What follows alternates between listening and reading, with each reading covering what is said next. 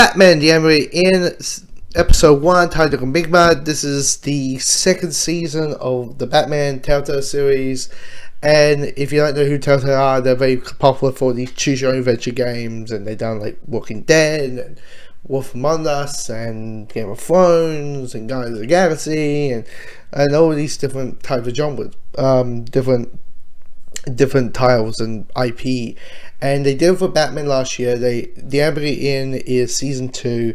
I'm going to review episode 1 and do episode 2, and when 3 and 4 finally come out, I'll talk about that. And for this one, I mean, this episode is about that the Riddler has come back. He is the famous costume villain that Gotham has before Batman even show up, before Penguin Riddler.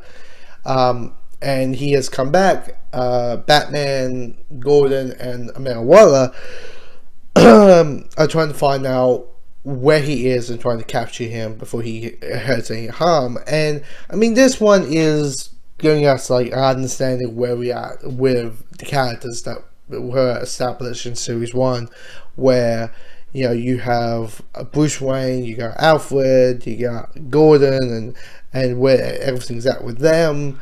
Of course you got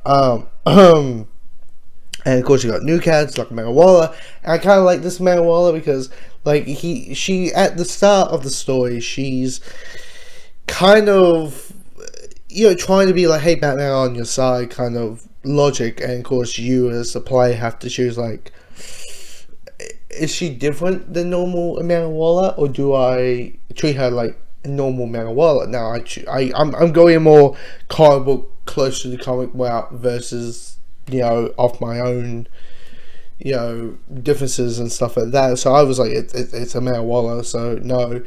But at the start she's like, we can be a great team, we can be there with each other and stuff like that, while you're and you can slowly see like the typical Amanda Waller, who is basically, you can see her create the Suicide Squad and stuff like that.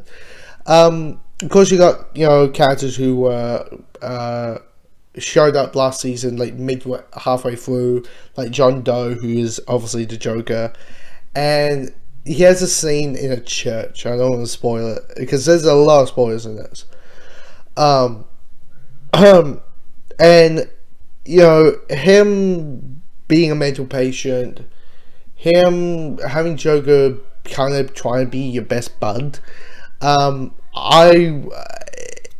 won't lie, when it came to series 1 and there was that part where Bruce was in Arkham as a patient and Joker showed up, I'm like, fuck this, it's you, I am not going to trust you. So I went that, but of course you can try to be like, hey, it's better your power, maybe you can save him, maybe you don't have the typical Joker route, but the relationship of Trina on service is really, really good. It's very different, it's very new, that you never, the whole thing about like, maybe you just want to be his friend, and just things fall apart, and it's like, that's intriguing. The complaints about the characters is the Riddler, and this is where I jump to the comic book nerd in me. It's simply this: the Riddler seems more Jigsaw than Riddler. Yes, you get the death traps. That's a very popular thing that the Riddler does. In the Arkham games there are death traps. But the thing is, the Riddler is that type of character who gets pissy. He says that I'm the greatest genius in the world, until Batman proves that he's not, and he gets all pissy and trying to prove that he is by heading some people. For me, that's Riddler. Amanda does this part in 0 Year.